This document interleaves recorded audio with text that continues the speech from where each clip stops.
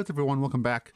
Today we're going over the Mind and Order cards tier list for Spiritforged. And right now we're gonna go start with the Mind. My tier list is meta defining, really good, playable, situational, and doesn't see play. Situational is more of a situational slash sideboard.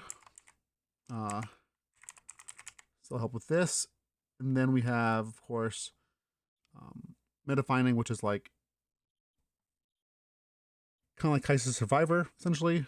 And really good is going to be really good slash staples. Not like cards that are broken per se, but cards that are really, really good. That if you're playing these colors, you probably should be looking at this card to play. All right, let's go start off with the Experimental Hex Tech Plate. This costs 1 and 1 to equip.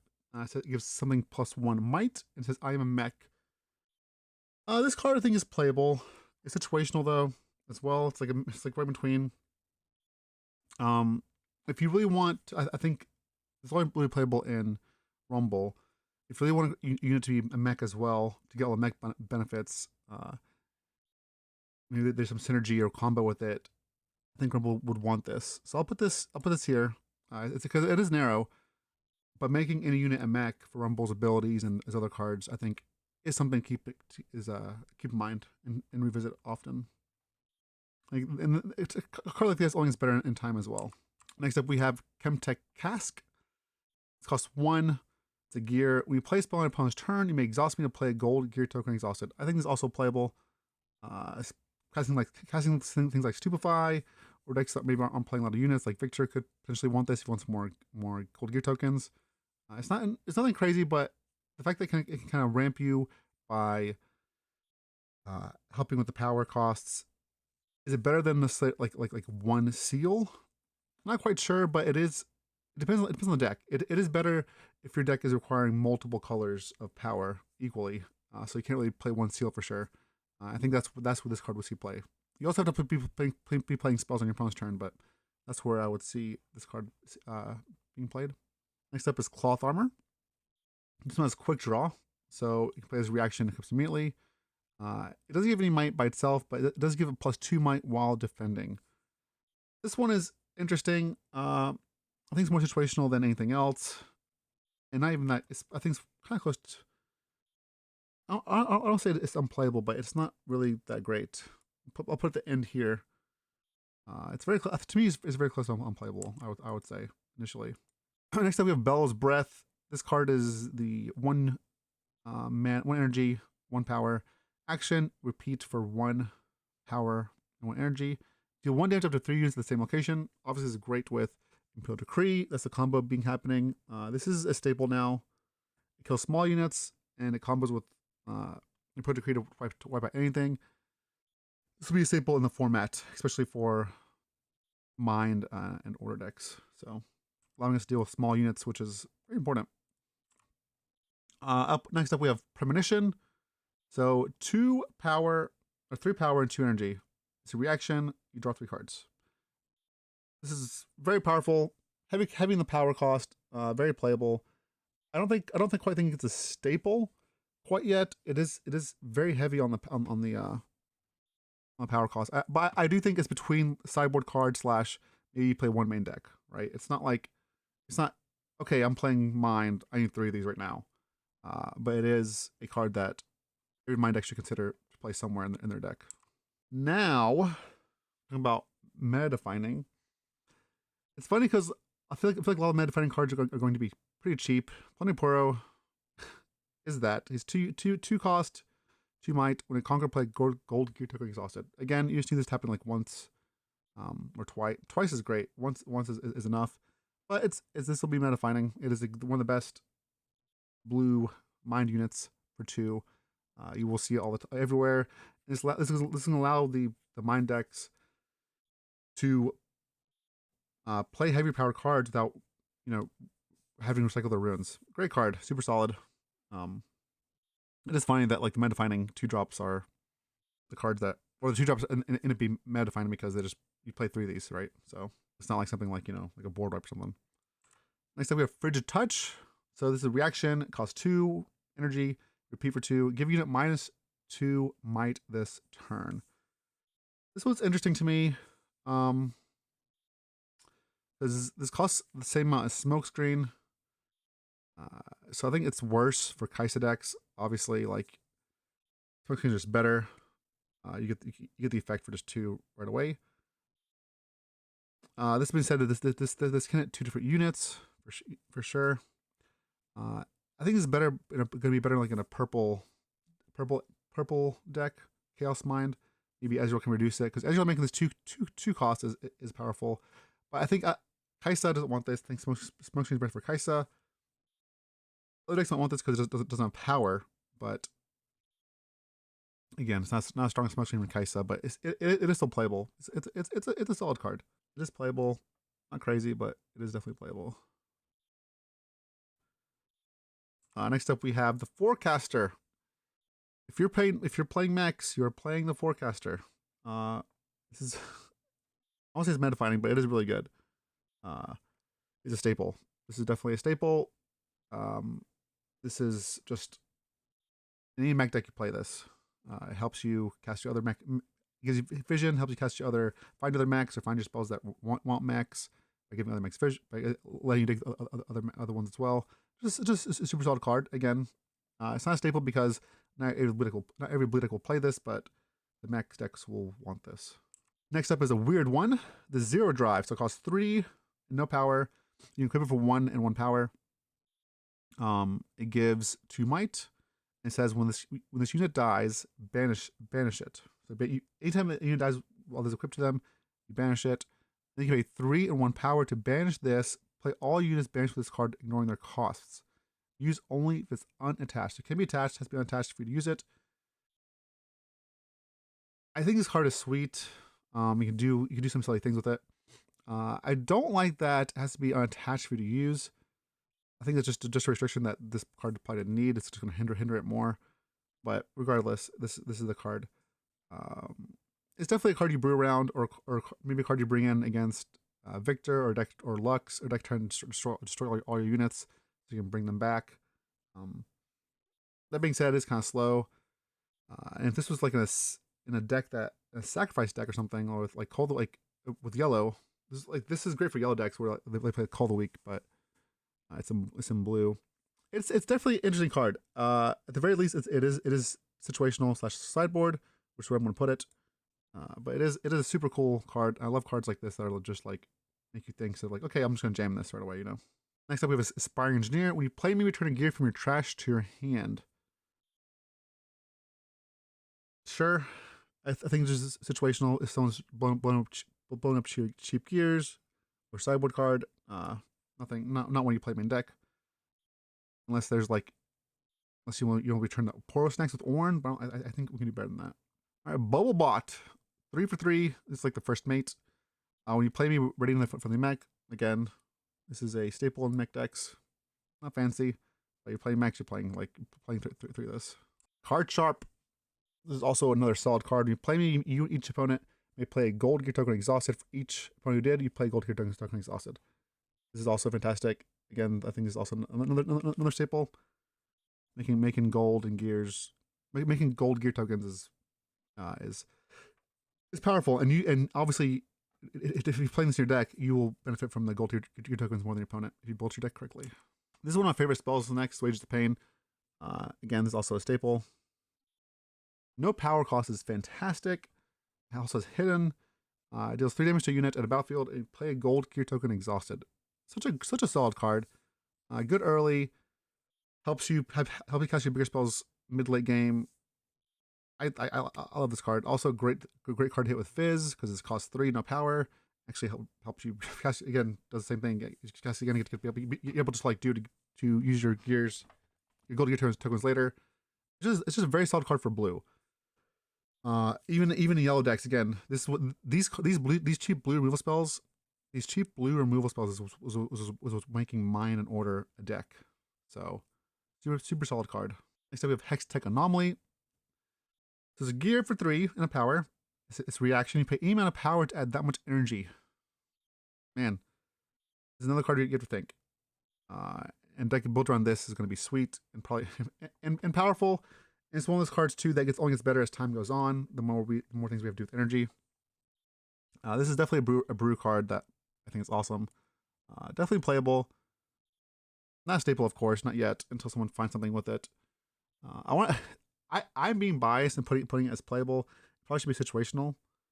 But I'm putting it as playable. I think things is a very powerful effect.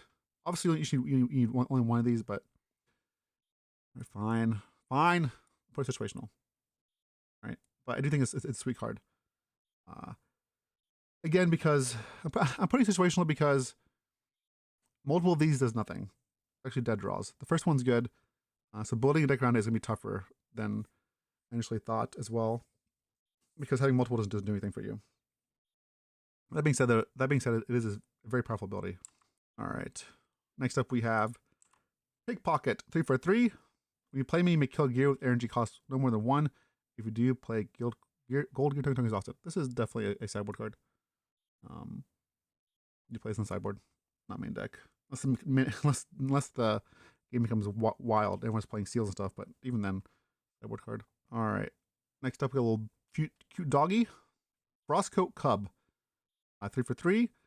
You pay one power to play me. When you play me, if you pay the additional cost, give a unit -2 this turn. I feel like I don't know. All these dog cards are really cute, but I don't think they will see play. Like, I don't think this card is great really right now. Maybe in the future, but I just don't see the vision for this one. Now I see the vision for this one. The Portal. 3 power for a gear. You can tap it and then use a power. Give the next spell you play this turn repeat equal to its cost. Man, give me this card right now. Playable, definitely playable. It's gonna require someone to brew around it. I will for sure. I love this card. Again, this is another card that gets better in time, and even in multiples, it's not bad. Not terrible at least, because you can give the spell repeat multiple times, I believe, or give different spells, or at the very least give different spells repeat. I'm not sure if you can give the same spell repeat. I'm not sure if you give one spell repeat twice. Regardless, this card is the one you want to play with cheap spells if possible. It's going to be like instead of drawing a card, you get to just recast your spell.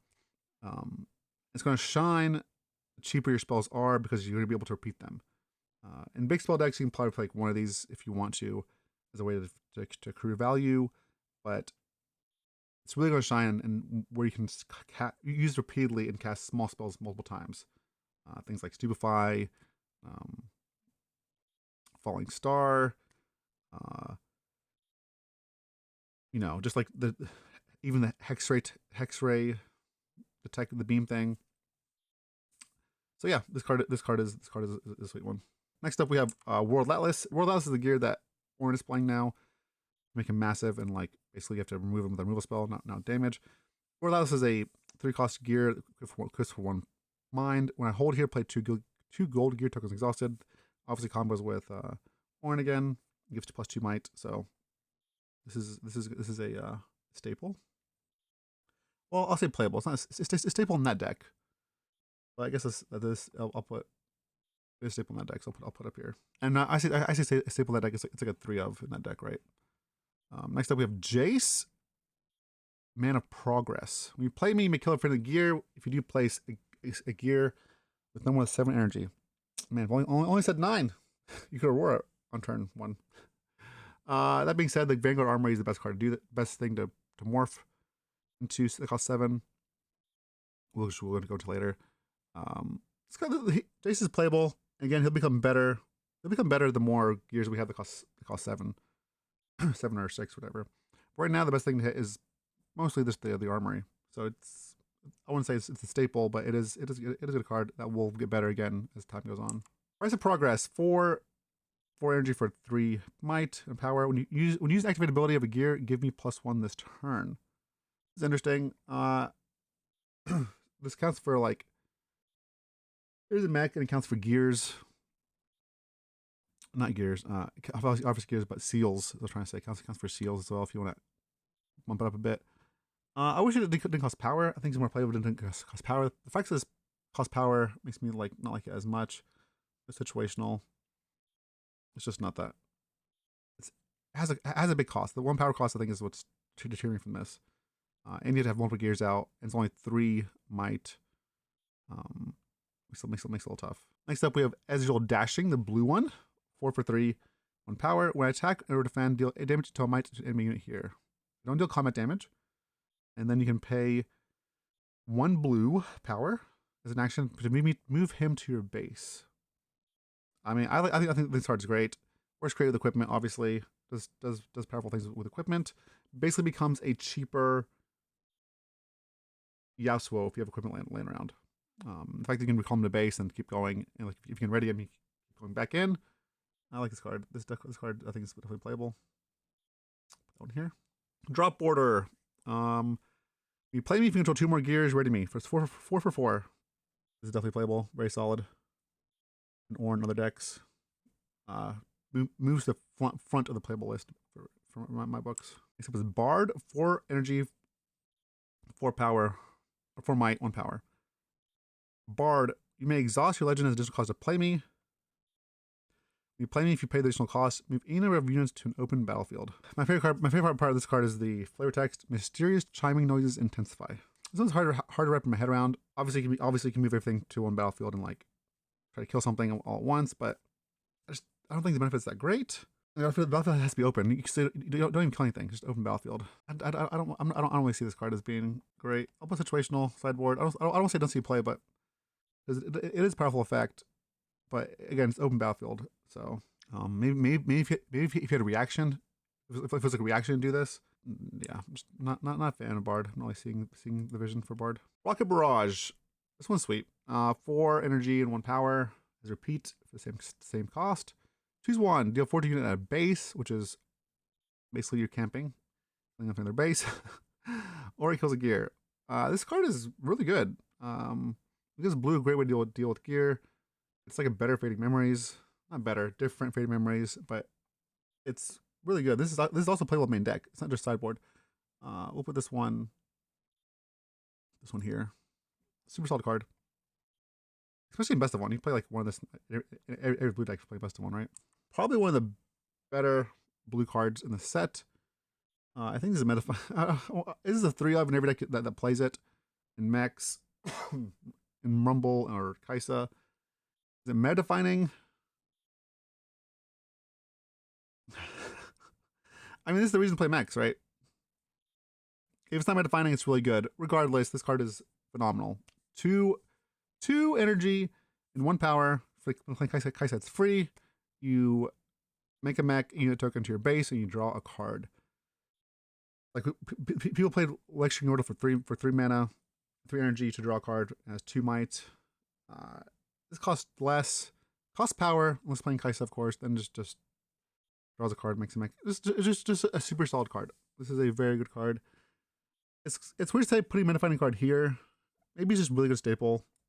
Not really meta fighting, but it is a really good card. Again, that yeah, probably worse the Wages of Pain. It's only because I'll put it not meta fighting because it is it's narrow, right? You can't just like play it in a blue deck. It has to be mech deck. So we'll put it like right here alongside these other mechs.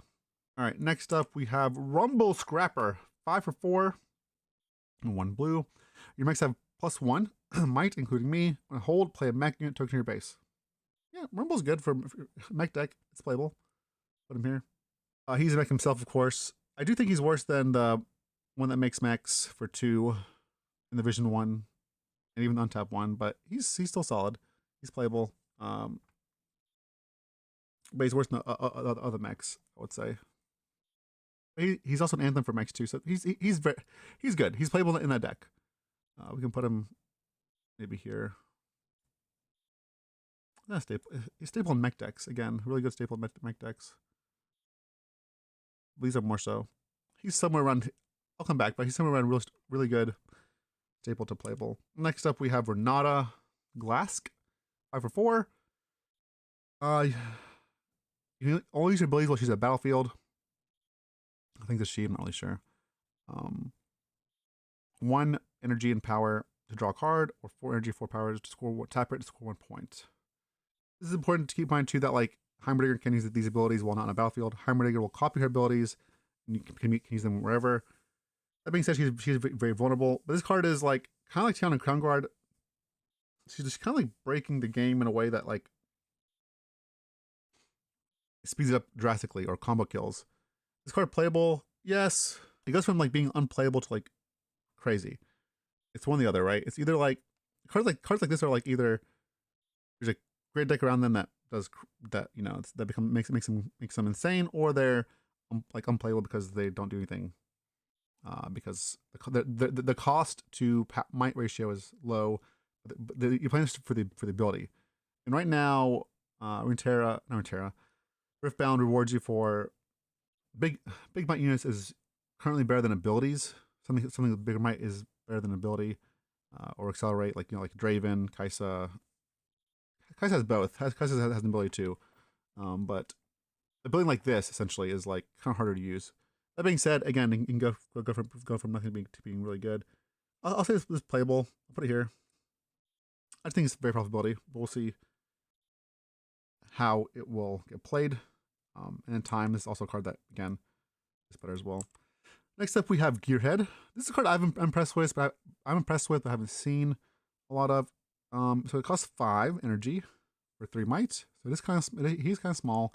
He has accelerate for 1 power and 1 power, so 6. Each equipment attached to me gives double its base might bonus.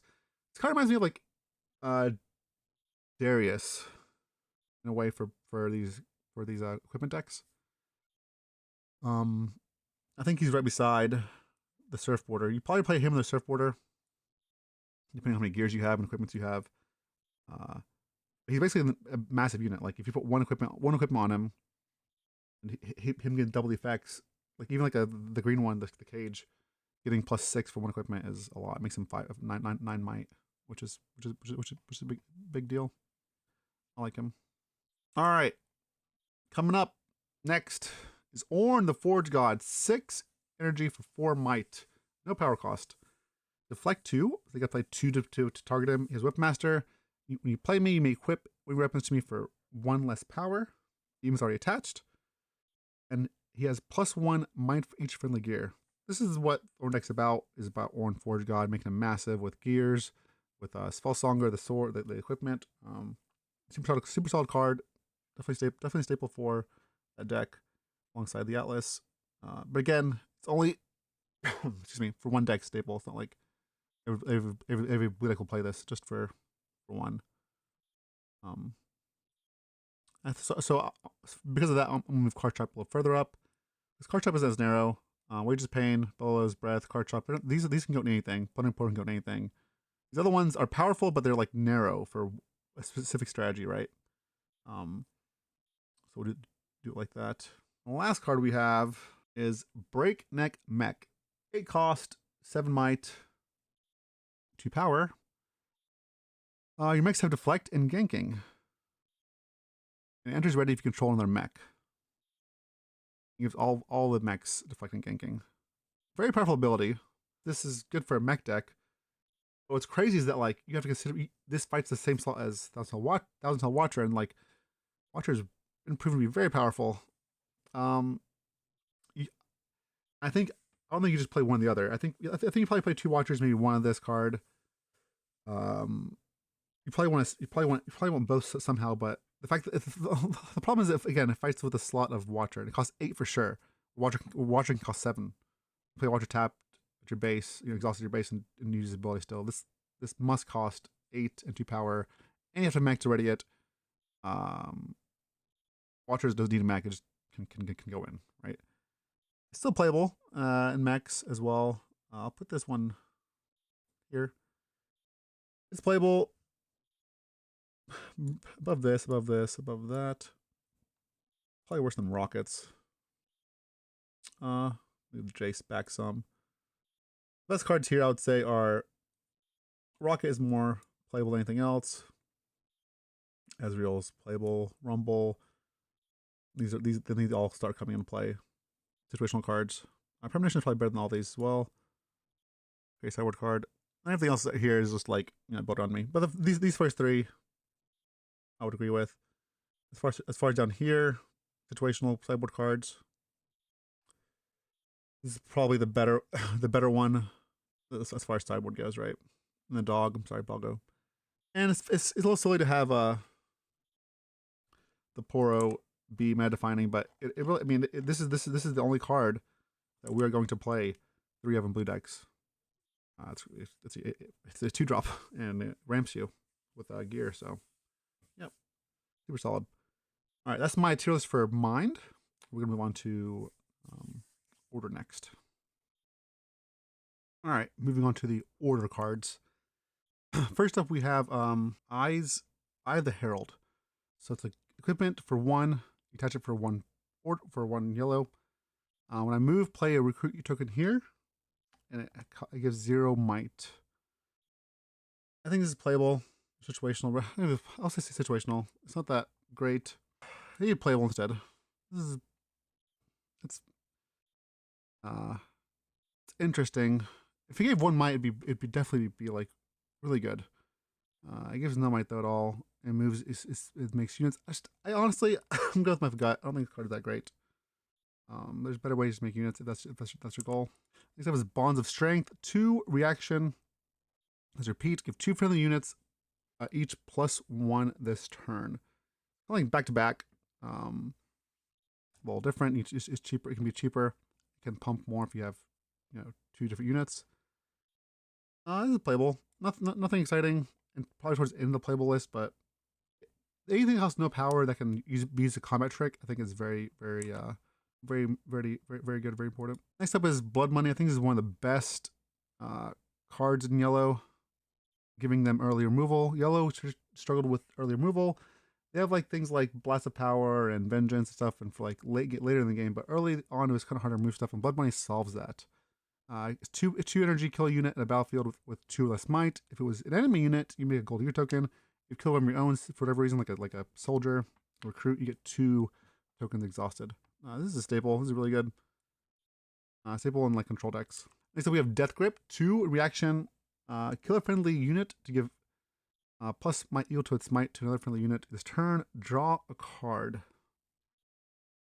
This is playable. You have to make a lot of recruits or tokens for it to be playable, though. It's a pump spell that draws a card. Of course, in time, this will get better too. The more Death Knell things we have, the better this card gets, right? Like if you have a unit with Death Knell that does a really powerful ability, this would be better. This would be great because you can control when it dies. And you can draw a card as well, then pump something else up, or it's good with tokens. Right now, I think it's playable, but we need more stuff to move it further up. More cards, more Death Knells, or more better token things. More things to sacrifice, basically. Better things to sacrifice. Next up is Altar of Memories. 2 for gear. When a friendly unit dies, you may exhaust me to draw 1, then put a card from your hand on the top or bottom of your main deck. Okay, so first of all, this isn't really a card advantage. It's called more so called card filtering. That being said, it could be good with like something like Aurora, where you maybe you want to put a unit back on top, or something that cares about top or bottom of cards. That being, but it's not. It's right now. I don't think Aurora.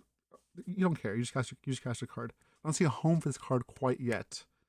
But obviously, there are cards that care if they're on top or not, right? Like some cards be like, hey, if you have a gear on top, draw it. Hey, if Nocturne's on top and you looked, you may play him. This card is interesting. And another one that's like, I think just we need to wait to play it.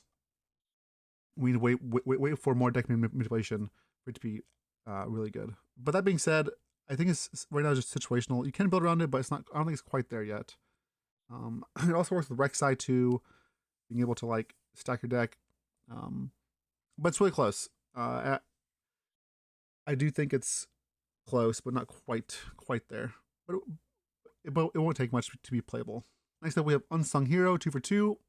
That's already solid. And it says Death Knell falls mighty, draw 2 cards. Yeah, this card is great. Definitely playable. I don't say staple per se, but it's definitely playable, especially if you're playing something like Fiora, something that that's going to be buffing anyways. Next up, we have Rally the Troops. 2. When a friendly unit dies, sorry, when a friendly unit is played this turn, buff it. If it doesn't have a buff, get a buff and draw one. This concept reminds me of like Conquer, or the one that 2-mana spell that draws a card and use into ready. This is playable. Helps you cycle through your deck and also buff your units. Solid card. Not fancy, but it doesn't have to be. Next up, we have Sacred Shears. Speaking of death knell effects, this costs 2 to play, 1 power, and equip it for 1 power. Is +1 might. Death knell when it dies, draw draw card. I think it's also playable. Not quite sure where you want this, but drawing off a unit that dies, especially if you're sacrificing your own unit or baited hook stuff, you know, could be a thing. If you're already playing much yellow seals, you play one of these. It's a solid card. I don't think it's like broken by any means, but it is definitely playable. It buffs a unit and draws cards. Like, it's gonna be playable. All right, next up we have Honest Broker, 2 for 2. When Death Knell, play a gold gear token exhausted. This card's great. The Soaring Scout didn't last long. I think this is like every yellow deck should be playing probably some number of these. I'll say really good staple. It's not my defining all thing. It is good though. It's not as powerful as putting Poro, but it is really close. It's a powerful card. Next up we have Trusty Ramhound, 2 for 2. A lot of these cards don't have any power, which is nice. While you have a unit here, I have +1 might. I think this is pretty good. 2 for 2. They can be 3 if you have like a recruit token here. Nothing crazy. I'll say this is playable. All right, Jinzhao.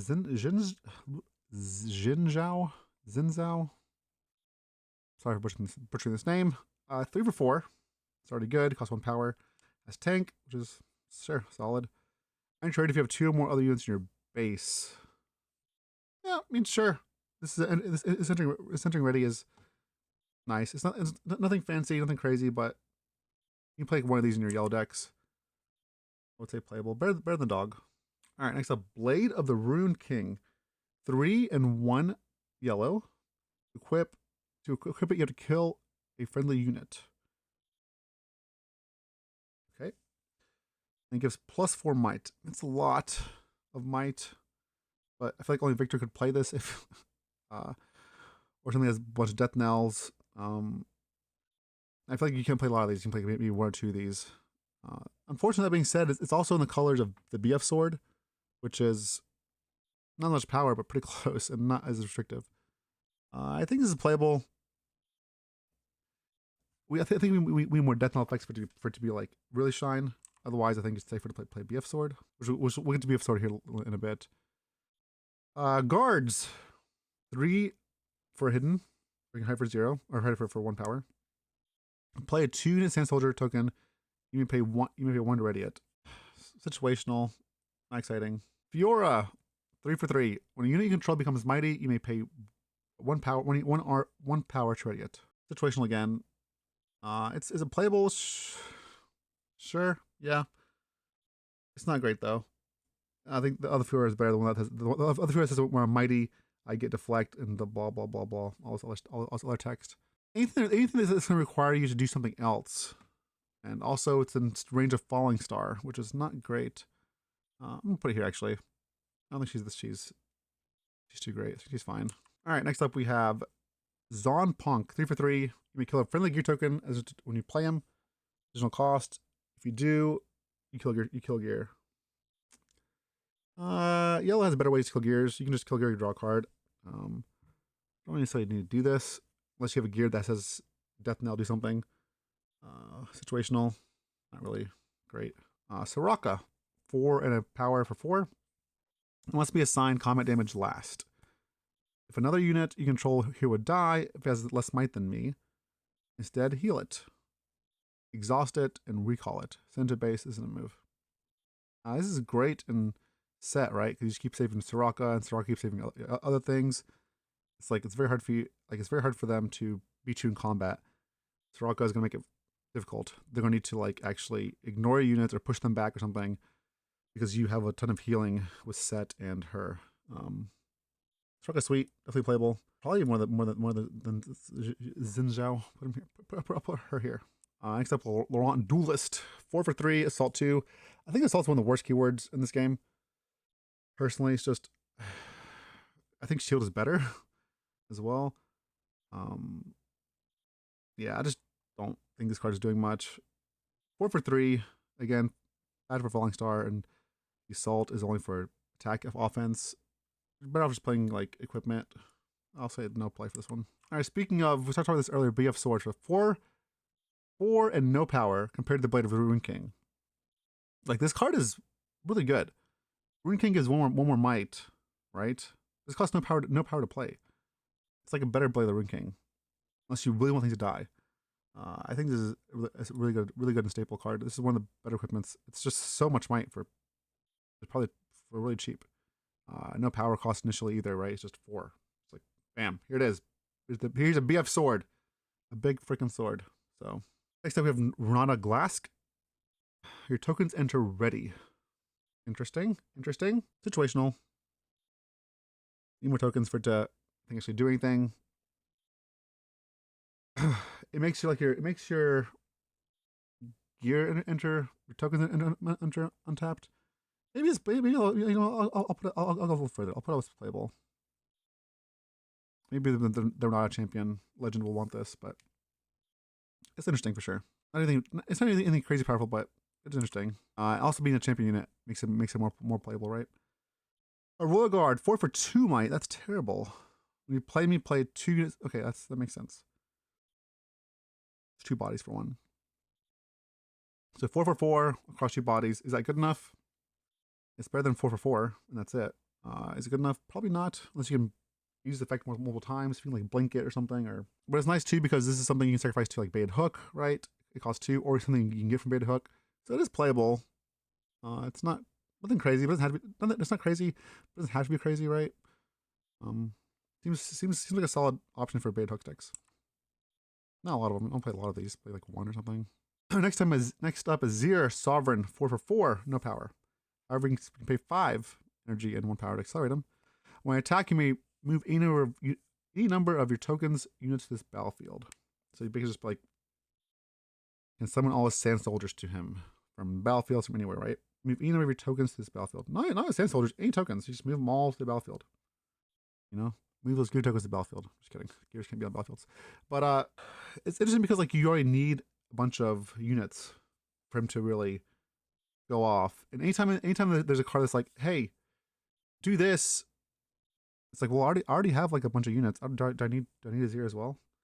That being said, he's a champion, so I'll put him as playable, but I'm not very impressed with him. All right, next is Glask Mixologist, 5 for 5, 1 power. Death Knell. When he dies, you play unit with cost no more than 3 and no more than 1 power from your trash, ignoring its cost. Again, bait hook decks, right? Just keep going. Go up, go down. Probably play as like 1, maybe. Playable. Probably more playable than 0. Maybe less playable than 0, but not that great. Whoops. Here we go. Sand Shifter. 5 for 6. 2 power. That was big. You play me, kill enemy with 3 or less. Okay, that's a pretty powerful ability. It is also not at a battlefield. It's just anywhere. You can just, hey, you are dead. Great sideboard card for sure. Like, this is definitely a great sideboard card for, it's like a Snapvine, essentially, but different, right?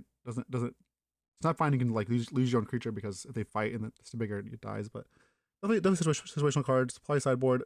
Main deck, I don't think so. I definitely play the sideboard. Drag Under. This is better than Blast of Power. This card is a staple. Great for yellow decks. Great for Lux as well. It's the perfect spot of 5, so you can draw a card.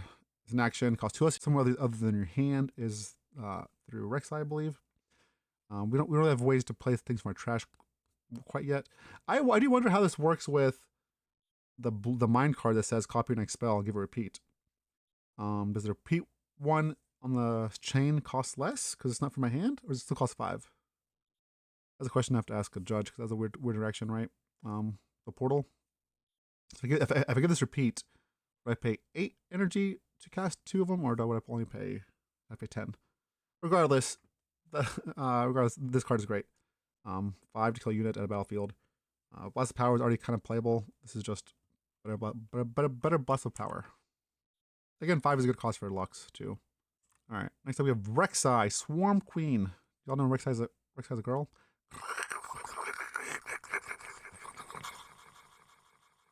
That was my favorite text. Hope you enjoyed that. When I attack, you may reveal the top 2 cards of your main deck. You may play one and recycle the rest. If I played a card, the played card's a unit, you may play it here with Rek'Sai.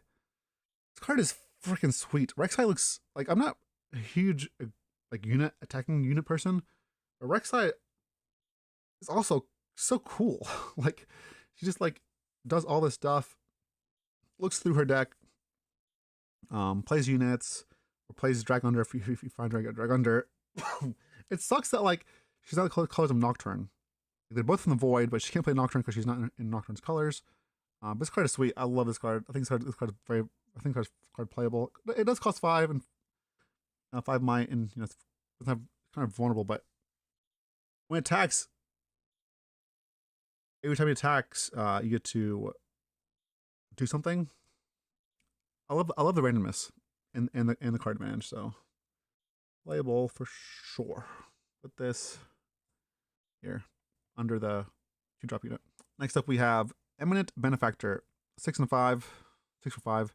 When I hold, play 2 gold gear tokens exhausted. No power. Playable. Hold this thing. It's 5.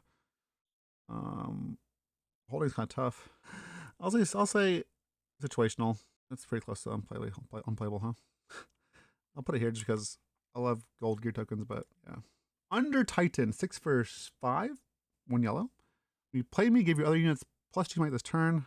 That's sick. As I'm revealed from your deck, add 2 energy. That's also sick. So if you reveal this from Rek'Sai, it costs 4. Actually, you don't even have to cast it. If you reveal two cards and one is Under Titan, you can use the energy from Under Titan to cast the other spell. You know, you have to use it. You have to use it for her. Yeah, this card's playable. I don't think you play like 3 of it in the deck, but I think playing 1 or 2, maybe 1 even, is just having the ability to, because realistically you never want to draw this. You want to hit it off Rek'Sai ability or Void Rush or something, right? But yeah, this card's sweet. I like this card. Next up, Karina Veraza. I'm trying my best. I told them that every achievement had its cost. I didn't tell them who would pay it.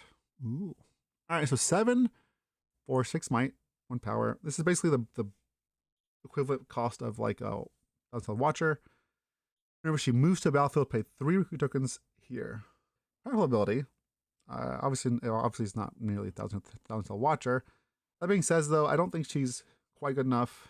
I think she's just situational. Honestly, she's obviously not unplayable. More situational.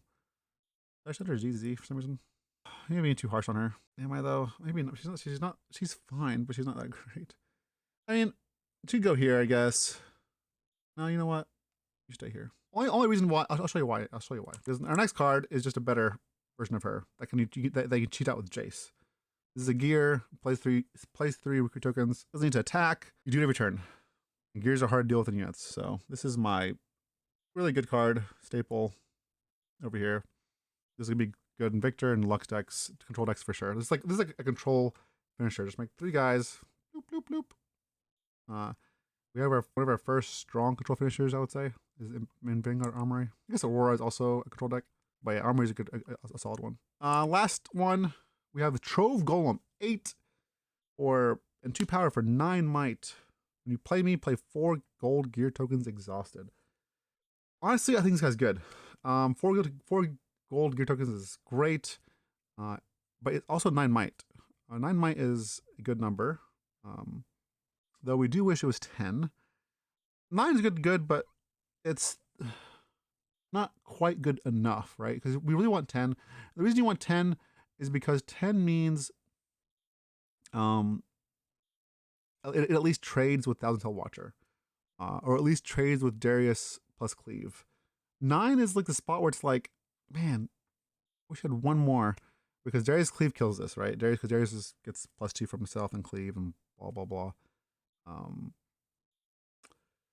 So that is the slight thing that's unfortunate, but it does deal with like Deadloom Predator. It's good versus Aurora. in some ways too, I guess, because nine is pretty good for Sora overall. The only thing bigger they can play is Volibear or Dragon. This card's playable, but I think I said 9 is a lot earlier, but again, 9 isn't quite big enough. It needs one more for it to be, I think, really good. But it's playable. Not sure quite where yet, but put him here. Yeah, again, 9 really wants to be 10 for the best deck in the format. Again, Darius and Watcher, we will deal with those. So, but yeah, still a solid card. Four gold is a lot. But yeah, nothing here. I think is meta defining per se, which explains why yellow is like one of the less played colors. But I will say yellow gained a lot. Yellow blue decks gained so much from Spiritforged. I think both Lux and Victor are both playable now, where they weren't before, in my opinion. And they're both like playable in the tournaments now, which is huge for those legends in this color. So, thanks for watching. Appreciate y'all. And I'll catch you next time. Peace.